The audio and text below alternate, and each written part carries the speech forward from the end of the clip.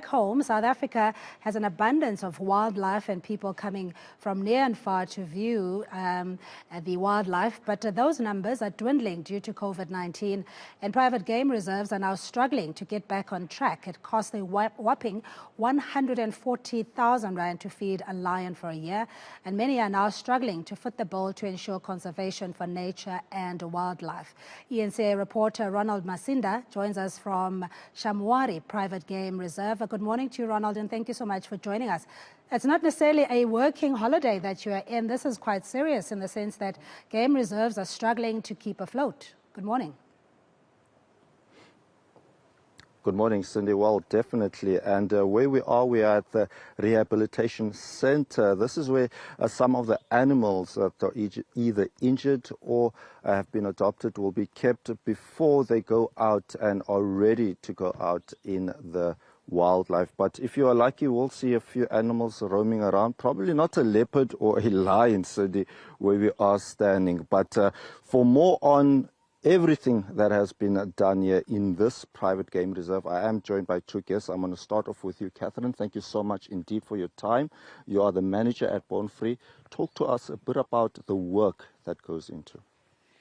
Well, here at Born Free at Shamari, we rescue some lions and leopards from captive situations all over the world, be it zoos and circuses, and normally inhumane conditions where the animals have been mistreated, and we put them in sanctuary here at our at Shamari. This is a forever home for them. They will be at Shamari for the rest of their lives because they cannot be re-released into the wild. But at the moment, we're standing at the Shamari Wildlife Rehabilitation Centre, which is slightly different. We home animals here that have been injured and orphaned, as you say, for various different reasons. We have variations of animals from antelope to rhino to elephant to raptors and birds of prey that we nurse back to health and have a very hands-off approach to ensure that they have the best chance to be re-released into the wild again. And more encouraging, and this is just a conversation that we had yesterday about the nature conservation efforts that are taking place. Talk to us a bit about them. So we believe that obviously to protect our wildlife and to conserve wildlife here in the Eastern Cape, there is a massive impact on education. Hello, girl.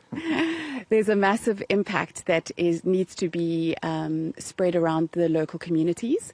So with Born Free and with Shamari, we have an education and community upliftment programs in the local towns of Patterson and Allisdale that are the closest towns to us here at Shamari. We have wildlife clubs in the schools.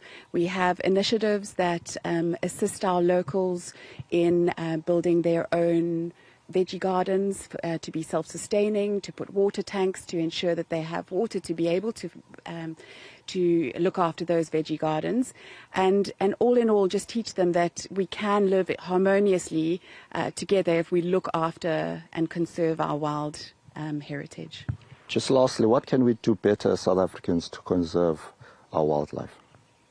I think we need to get rid of myths and old-fashioned beliefs that we can't live together. We just need to respect each other and respect individual animals, that we share the earth and we need to look after it together.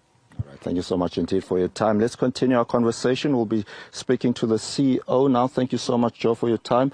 In terms of your work, I mean, private game reserves, one can only imagine it is not easy for their upkeep. What does it entail to be a CEO of this company? Well, firstly, I'm very privileged to be the CEO of Shamari Game Reserve. I've been here for 31 years now, so I've grown up with this particular product. One has to look at these kind of products from a holistic perspective.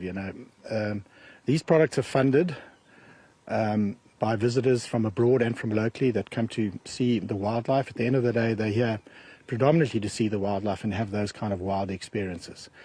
But the holistic approach that we have at Shamari is that, we employ a lot of local people, and we can't do it without the support of the international and the local tourism community. It's quite an intensive job. It's 25,000 hectares, 378 staff. There's a whole lot of vehicles here. We have a lot of challenges. We've been through the COVID epidemic. Luckily, we're getting out the other side of that now.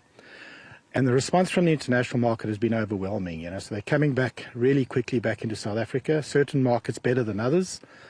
And then also we have the other challenges like load shedding, etc., etc. You may have seen early on we're busy with our solar rollout plan, so we hope to be, half the reserve to be off the grid by the end of August. And there are lots of those kind of initiatives that we have to bear in mind to keep the product sustainable.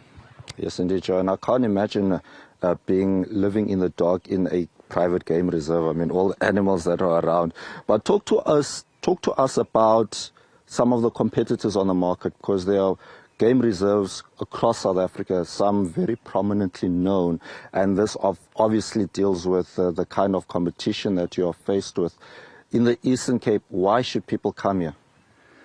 Well, that's a very good point. I mean, the safari market or the game reserve market's a very competitive market, and it's taken us a while in the Eastern Cape to get these private game reserves like Shamari and the other private game reserves in the Eastern Cape on the market. But, I can proudly say that the quality of the private game reserves in the Eastern Cape right now, they're right up there with the rest of South Africa. And why should people visit this part of the world? Well, it's very accessible. It is in a malaria-free environment for family travel, for those people.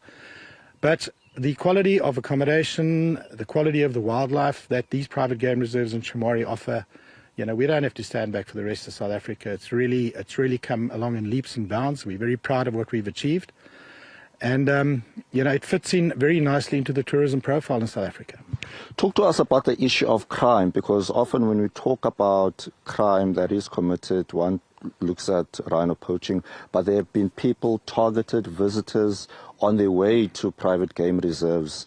We've also heard reports near the Kruger National Park. But in terms of your own experience, have you experienced this here at Shamari, and how have you dealt with it?